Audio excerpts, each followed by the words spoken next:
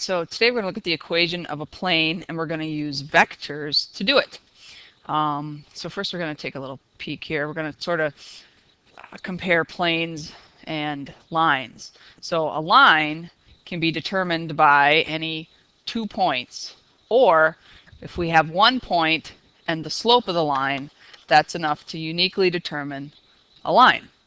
In a similar way, a plane can be determined by 3 non-collinear points, because if you have 3 points all on the same line, that's not enough to determine the plane. But alternately, we can have 1 point and the plane's normal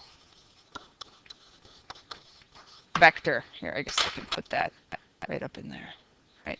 And by normal, another word for normal, aka perpendicular, or sometimes you will see orthogonal. Those are other words that may replace normal. So if you have a point in the plane and a vector that is perpendicular to that plane, that uniquely determines the plane. We're going to take a look at how from that we can get our equation of a plane. So here's a drawing. We have, this is our point right here, p sub 0. And so x0, y0, and z0, those are all constants. They are values in the plane. And then here we have another random point in the plane. We're going to label it x, y, and z because it can change. It can go anywhere. And then, so the vector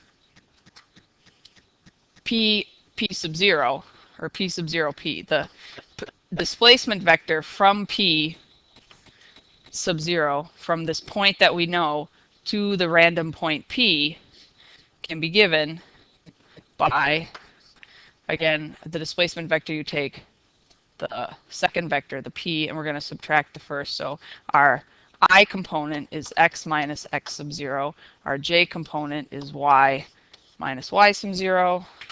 Let's see if I can make a little more space. We'll put this up here. And then my k component is going to be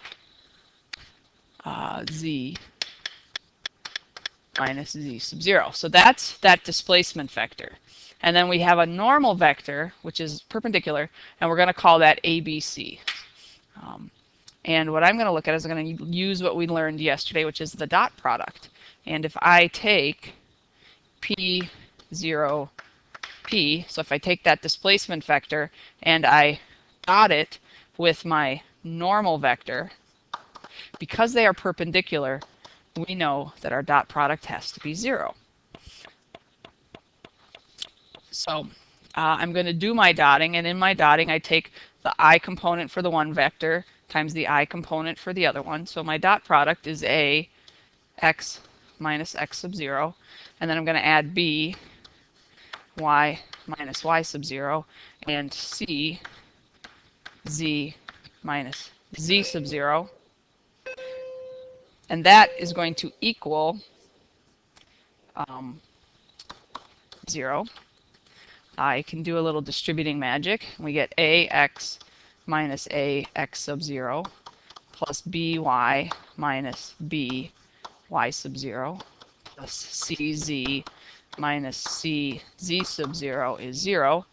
And I'm going to add all of my terms that contain the constants. So I'm going to keep my ax plus by plus cz here, and on my other side I'm going to get my ax sub 0 plus by sub 0 plus cz sub 0. But remember, x sub 0 is a number, y sub 0 is a number, z sub 0 is a number, a, b, and c are going to be numbers, so this is a constant. And we're going to call it, not d this time, or c, we're going to call it d. And so I get this general equation for a plane, which is ax plus by plus zz equals d. And as you can see, the normal vector, the ABC,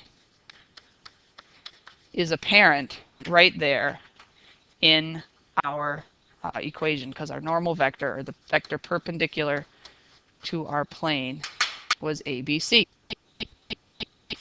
this is similar, or we want to see, is this similar to our relationship with a line? Okay, so here we have our general equation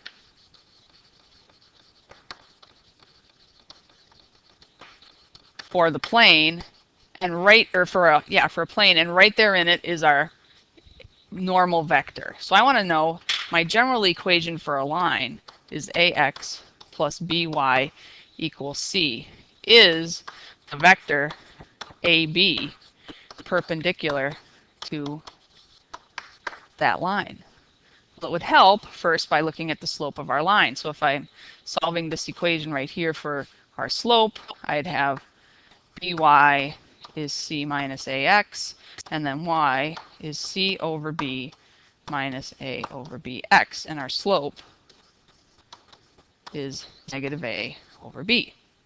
If I think about a picture here, so I have an AB, a vector, and so here's my AB vector, and this vector right here, this magnitude is a, and this magnitude is b. The slope of that line is going to be b over a, which is indeed perpendicular to the slope of the line. So even in 2 dimensions in our line, the equation, the general equation for the line right here includes, or very apparently has, the normal vector, or the perpendicular to that line in it. All right, so now we're going to look at a couple problems. So we want to come up with a vector that is perpendicular to the plane 2x plus 3y minus 16z equals 1, 2, 3, 4. And it's very simple. The normal vector shows up in this form where you have ax plus by plus cz equals a constant, and the normal vector is 2, 3, negative 16. Or if you like your components, it's 2i plus 3j minus 16k. Either way of representing that vector. All right, so then question 2, write the equation of a plane that passes through a certain point, 1, 0, 2, and is parallel. Okay, so our new plane,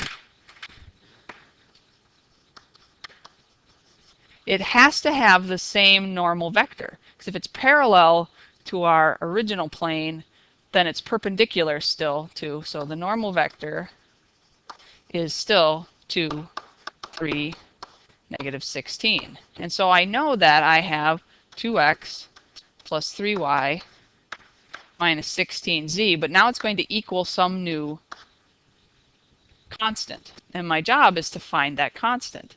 And I'm going to find the constant by using my point. So here I have my normal vector.